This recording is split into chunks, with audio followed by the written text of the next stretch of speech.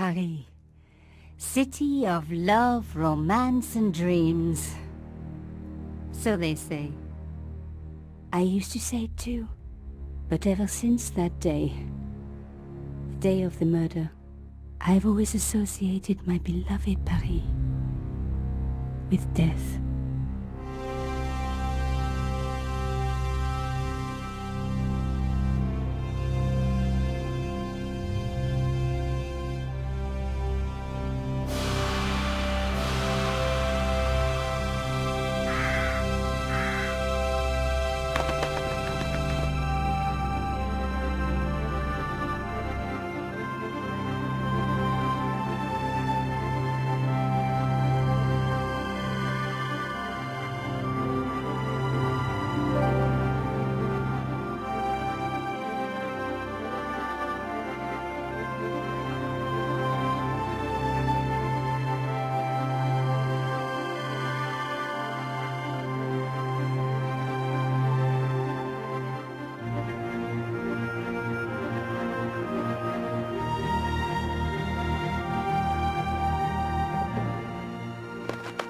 I was at home having a bath when my editor called. Collard, get your ass over to the Palais Royal now. You got an interview. With Pierre Carchon. Yes, the Pierre Carchon. No photos, so leave your gear at home. He asked for you personally. Don't ask me why. Anyhow, this could be big, so if he makes a pass, don't forget. Just smile, say yes, and keep taking notes. So charming and so very apt. Pierre Carchon was a media king, a national hero, and one of the most infamous adulterers in Europe. He and his wife Imelda were just one step down from royalty. Whoa, I hate mimes, but unless you humor them, they don't go away.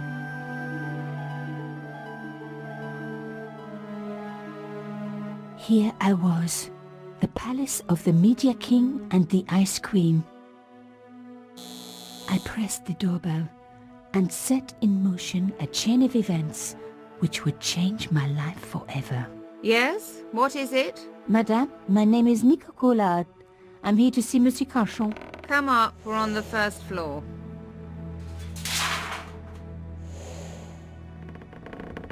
Madame Carchon, it's a pleasure to meet you. Yes, I'm sure. The Ice Queen was certainly living up to her reputation.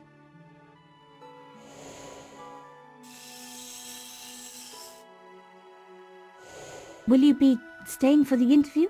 Mademoiselle, I know little of my husband's business affairs, and I care even less. I certainly have no intention of watching him pore over yet another pretty little journalist. Pretty? You're too kind, madame. Ah, the talented and very beautiful Mademoiselle Collard. Such a pleasure to meet you at last. Monsieur Carchon, I am honored. Oh, I'm sure you are. Call me Pierre, please. But I do not flatter you idly. I was a friend of your father. He was a great man. My father? He never mentioned. He and I were very close. And then his death. So tragic. I must... Imelda, your damned cat's in my study again. Another Ming vase, I suppose. Excuse me for one moment, my dear girl. You journalists are getting younger each year. Perhaps it's the rest of the world getting older, madame. That was no cat. My God! What? Monsieur Carchon!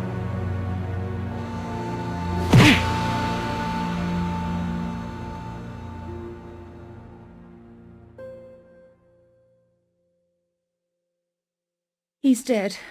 I must call the police. You'd better stay here. There was a man. It was the mime. Do you think he... Well, I believe we can rule out suicide, don't you? No wonder they called her the Ice Queen. She would have been top of my list of suspects if I hadn't seen the attacker myself. And if I hadn't come across a couple of murders just like this already. One of the most important men in Europe murdered And here was I, Nico Coulard, alone at the scene of the crime. Should I wait for the cops? Or start my own investigation? It was a no-brainer.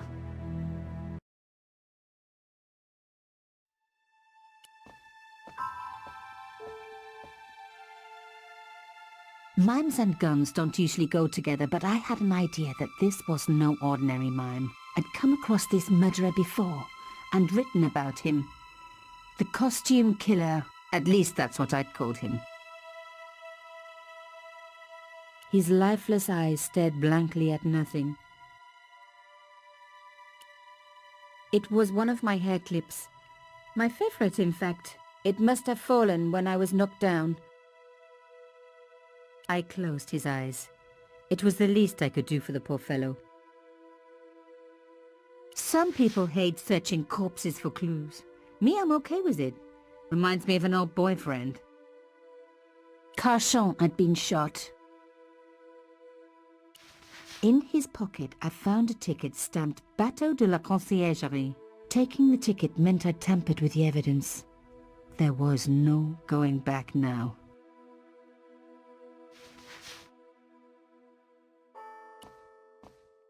You had to hand it to the Ice Queen. She sure knew her fabrics.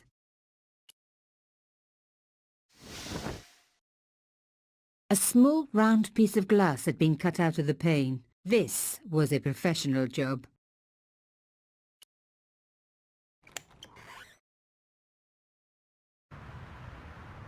The killer must have used a ladder to reach the window. He was long gone. Guess he folded that ladder up, popped it in his pocket and took it with him.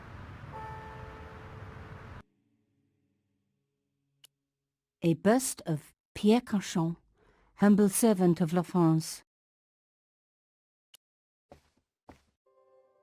The police could turn up at any minute. Somewhere there were clues to the murder, and I needed to find them.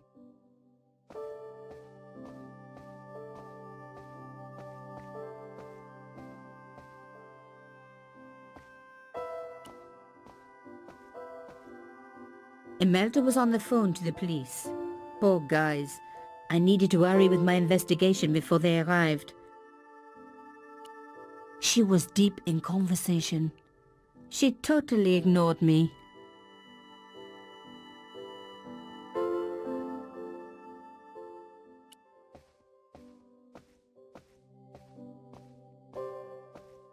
It was a tube of acrylic paint. French ultramarine. Just the color I was after for my bathroom. I'm sorry, I have to go. Someone is... Young lady, what are you doing? Oh, this paint. It's my favorite color. For God's sake, keep the damn stuff.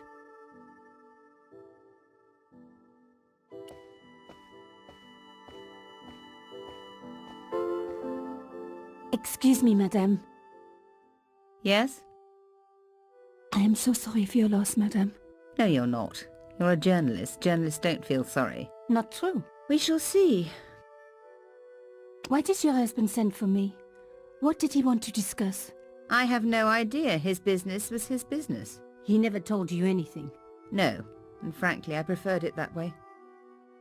How did your husband know my father? I have no idea. You didn't know him? Thierry Coulard? Pierre knew a lot of people I didn't know, most of them women. Why would a mime want to kill your husband? Pierre had plenty of enemies. Half the husbands in Paris for a start. This is quite a scoop for you. I suppose you're already inventing the headlines. Just because I am a journalist. Don't patronize me. You're all cut from the same cloth. Do you have any moral sense at all? Yes, that's why I do this job. You do it to see your name in print. As if. My editor gets the byline, I just do the work. Well, don't expect my sympathy. The police will be here soon, madame. Is there anybody you would like me to contact? Family, friends? No, I have no family. Pierre and I were... He was all I had, really. Not much, was it? The dutiful wife. That was my role. He never talked, never let me in. I know one thing, madame. What? If you want to find out who killed your husband, then you let me do the job, not the police. Why? How do I know I can trust you? Your husband invited me here today because he needed me. I think he knew somebody wanted to kill him, and he knew I could help. I doubt it was your database he was after. You're wrong. I was onto his killers already, I am sure of it. Please, you owe it to him. I don't know. All I need is a few more minutes to look around before the police come. You really do have a moral sense, don't you? I trust so few people. And perhaps Pierre really did think that you could help. Of course it wouldn't have stopped him seducing you too. Here, take this. It's the key to the drawing room next to the library at the end of the hall. It was Pierre's room. I rarely went in there. I couldn't. I was too scared of what I might find. Thank you. I promise you won't regret this.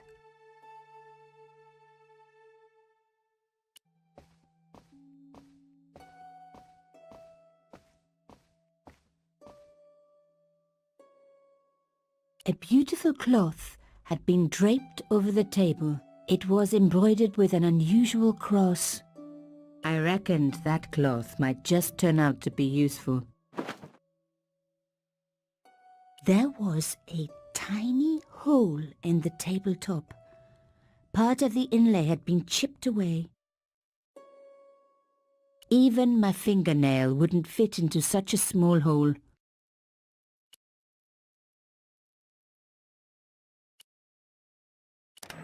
Aha! Nico, you are just so damn good at this stuff.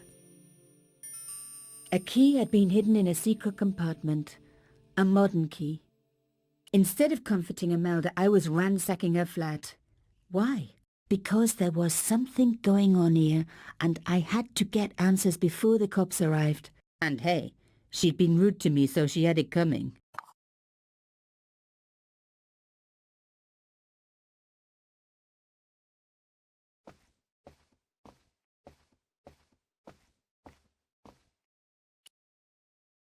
The door was locked.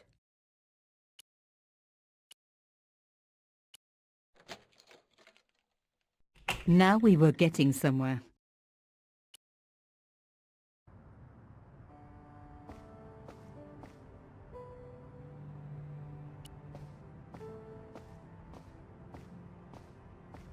As expected, the desk was yet another priceless antique. Yawn. The blotter and in tray had clearly been placed with mathematical precision. My heart skipped a beat. It was a carved elephant. But not just any carved elephant. It had been made by my father. I knew for certain because in my apartment I had its exact twin, carved into a box he had made. So Carchon had known my father. They really must have been friends. I decided to take the carved elephant. It clearly meant nothing to Imelda.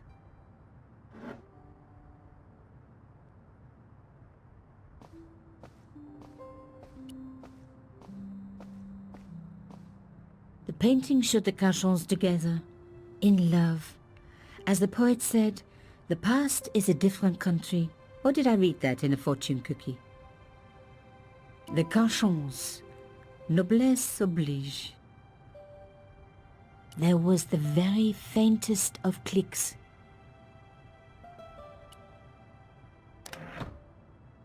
Behind the picture was a safe.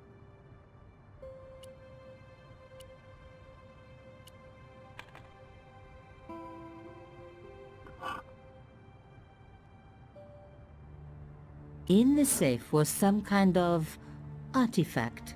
There were strange symbols on its surface. It looked like the printer's blocks I'd made at art school. If there was one thing I'd learned about symbols, they are always important. But these symbols scratched into stone were impossible to read. I needed to find a way of printing them. At least the stone was round. But what could I use for ink? And what could I print on? Sure, I was stealing, but I knew Imelda didn't know about the artifact, and Carchon was past carrying.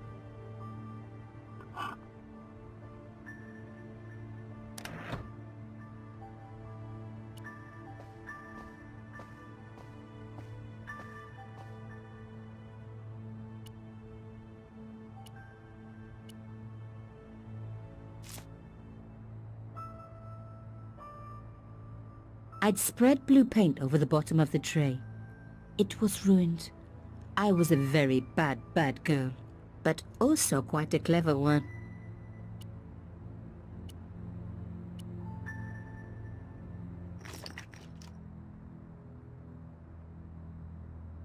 I rolled the artifact in the paint until it was completely coated. I wouldn't be able to print straight onto the cloth. I needed something flat to print onto.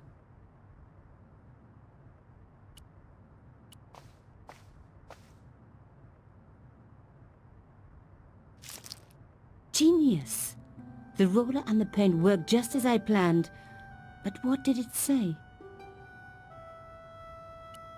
It was some kind of coded message. It read, "Sub judice." I may not have learned a lot as a journalist, but that was a term I knew well. It means a legal case that is before the courts. Below it was a sequence of letters that made no sense. I suddenly realized there was a connection between the boat ticket and the coded message. The boat ticket was stamped Bateau de la Conciergerie. The conciergerie on the Ile de la Cité, by the river, housed the ancient law courts. So, sub judice could in this case mean literally under the law courts, below the conciergerie. I was pretty sure I'd found all I could here. And besides, all this opulence was making me pine for my regular life of poverty. This was a huge story. It was also one heck of a puzzle with a lot of pieces missing. But I was going to crack it. And if I could just remember the name of that fancy prize you get for being an ace journalist, I was definitely going to win it this time.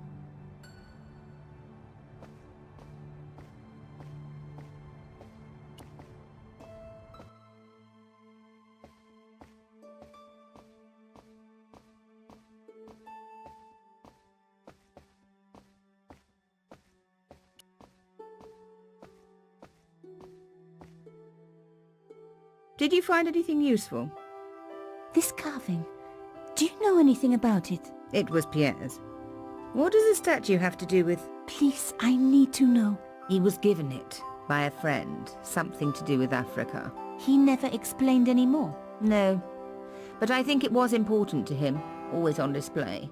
Why? It was carved by my father. Oh, I see. I didn't know. Imelda, I will do everything I can to find the killer. Thank you, my dear. And if the police ask, Don't worry. You were never here. sub judice was the key. I was going to have to find a way under the conciergerie. I decided to head straight for the quayside on the Ile de la Cité. If there was a way of getting under the conciergerie, it would have to be from there.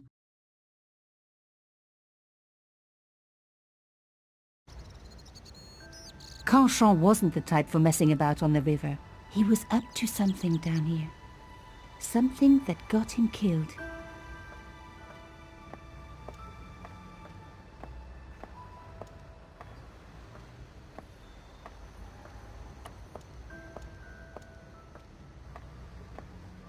The cross looked familiar.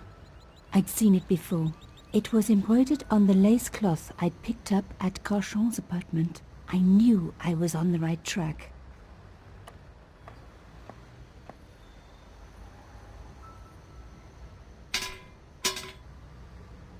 I tried pushing the fence, but it wouldn't move.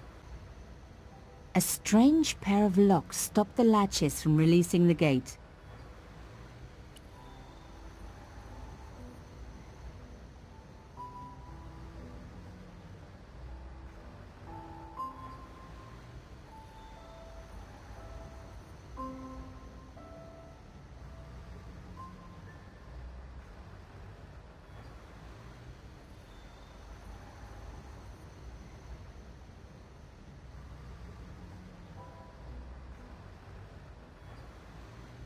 Yes! One down, one to go.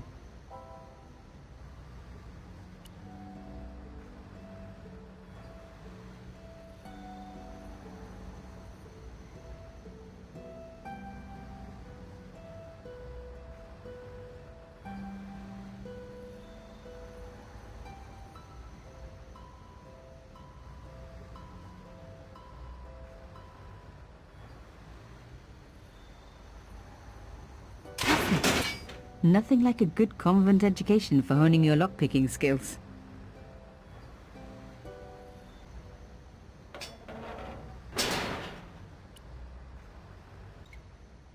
For a room full of junk, that was one very sophisticated lock system. This place was definitely fishy, in more ways than one.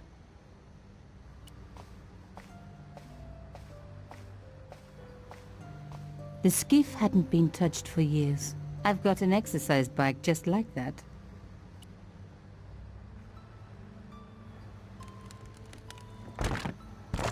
Oops. It was an old shell case, probably from the 50s. I knew what I was talking about. I grew up watching war movies. An old shell case. I wondered what that was doing there.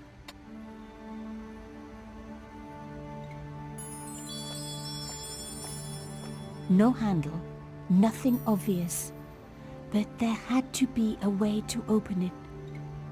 The words sinister and Dexter were carved on either side. Now any good convent girl like me knows the old Roman for left, right, right. But what did it mean here? Rolling out the painted cylinder had given me a print of a secret message. It read, Sub Judice. Below it was a sequence of letters, S, D, S, S, D, S, S.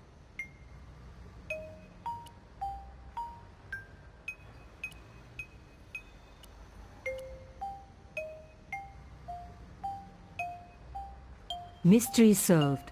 Carchon's stone cylinder slotted into the hole with a satisfying click. A satisfying click told me I turned it to the right position. It felt like tumblers in a safe. Another click. Another step closer.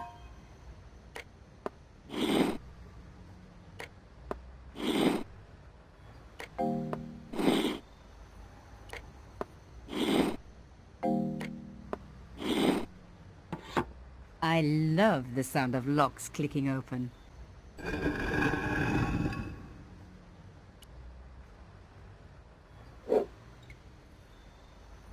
I removed the stone cylinder.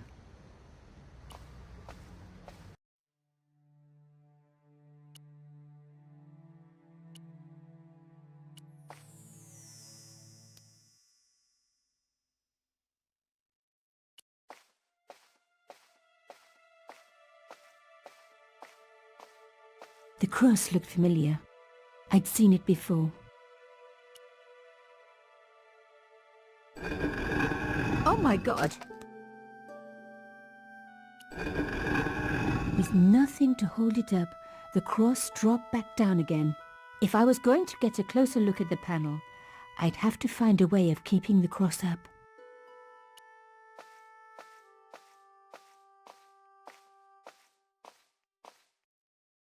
The stone slab had flattened one end of the shell case.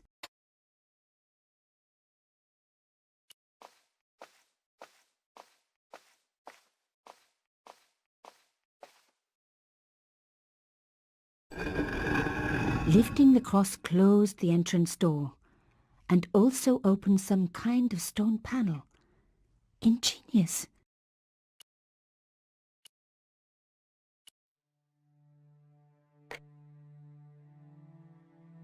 The stone cross was propped up. Now I was getting somewhere.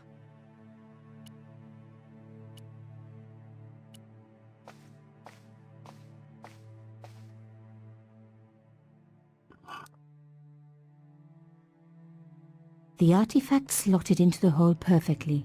Behind the old walls, I could hear some kind of mechanism groaning into life, but whatever had been triggered had now jammed.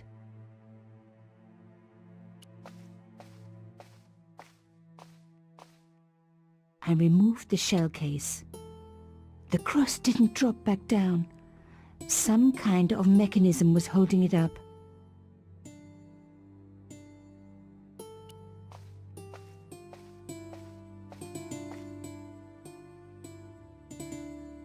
The gap was too thin for me to get a grip. I needed something thin enough to prise the door open.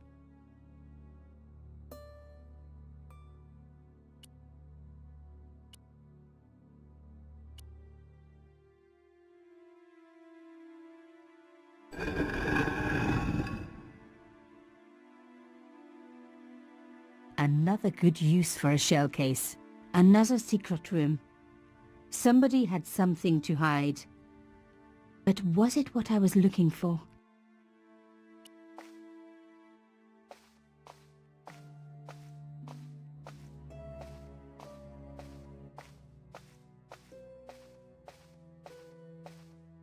Wow! Through the darkness, I could see that this was a stateroom. But for what purpose? And how did it tie in with Carchon?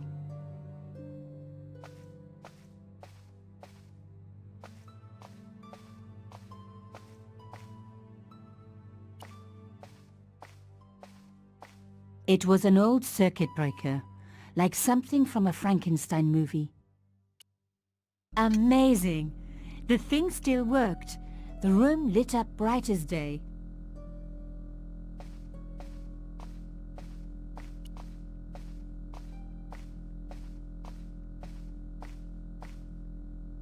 The flags had faded, but their message was still pretty clear.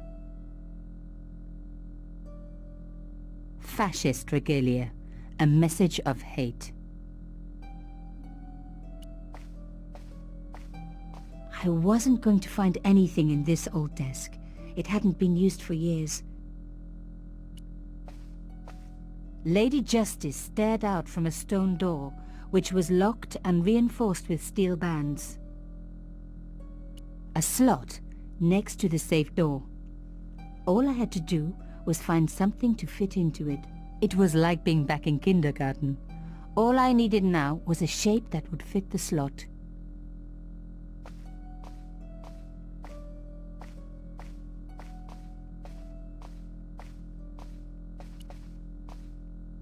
It was pretty clear from the lack of dust that someone had been working very recently at this desk.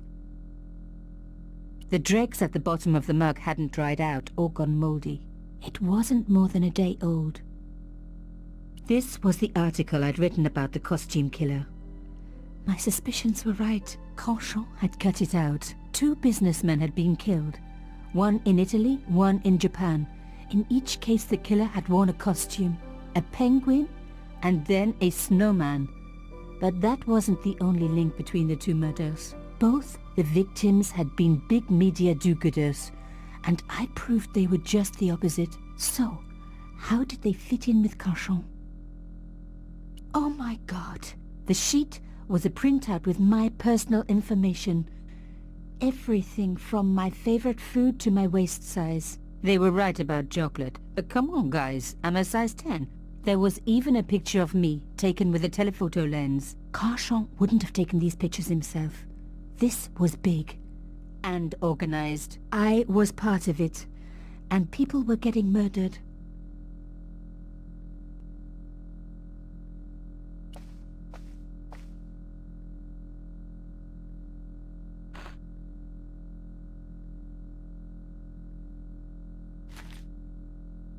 Inside the drawer, I found a note written in some kind of code.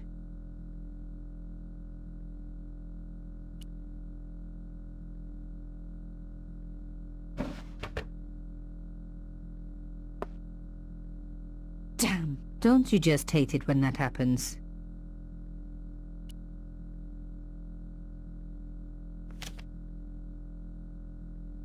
A photo, long lost, had fallen down the back of the drawer. It was very old, but there was no mistaking the guy in the foreground. Carchon. Behind him were soldiers, a burning village and a corpse. The photograph was cropped on the right-hand side. Somebody else in the picture obviously didn't want to be in it anymore. I wasn't surprised. This was Africa in the 60s. An uprising was being brutally suppressed. And here was Mr. Media himself, Carchon, doing the suppressing. The photograph was not just powerful evidence. It was also my ticket to one explosive story. The drawer had come out easily enough, but wouldn't fit back into place.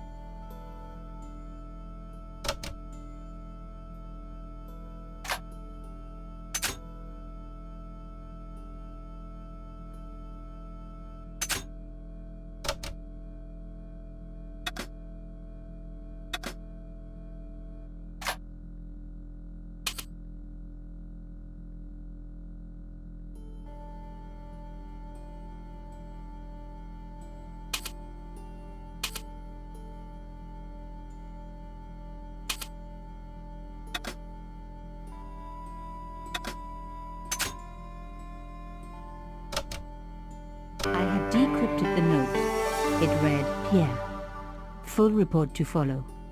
But this is too urgent to wait. Arno and Yamada both dead. This is not a coincidence. Indeed, it seems that all of us who came together in July are in danger. Take great care. X. I wasn't the only one to make the connection between the costume killer murders. I'd been right all along. That was why he had asked to meet me. But what did I know that he didn't? I had enough for a story. An amazing story that was going to make my reputation and blow Conscience to pieces. I needed to get home fast and start typing.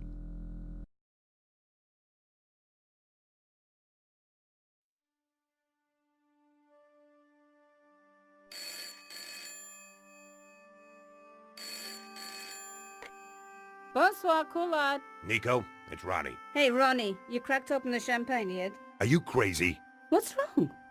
Wait a minute. You didn't print it, did you? Of course I didn't print. That's the best piece I've written. The last, as far as I'm concerned. It's important. It's suicidal. You can't destroy a national hero. He deserved it. His corpse isn't even cold. Ronnie, 2 hours ago I told you what I'd found. You loved it. You begged me to write it up immediately. 2 hours is a long time in newspapers, Nico. Someone's got to you, haven't they? Listen up, Nicole, and listen good. Pierre Carchon had a lot of friends. Powerful friends. For your own sake. Forget what happened. You got it. End of conversation. Good night. This should have been my big break, but I knew there was nowhere else to sell this story. If Ronnie wouldn't print it, nobody would.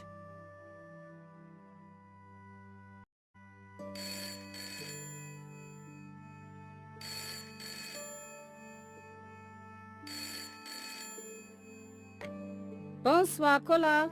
Mademoiselle Collard, my name is Plantard. I need to talk to you about your story. Your Pierre Carchon story. How did you know about that? There are people out there, madame, who will be very upset by this story. Oh, really? Well, it's their lucky day. It's been spiked. Yes, I know. We must meet. We must? I have information relating to your costume killer stories. Tomorrow morning, 8 a.m., Café de la Chandelle Verte, Rue Alain Court.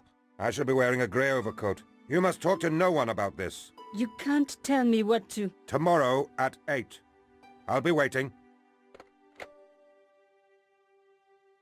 People complain about newspaper articles all the time, but not usually before they're printed.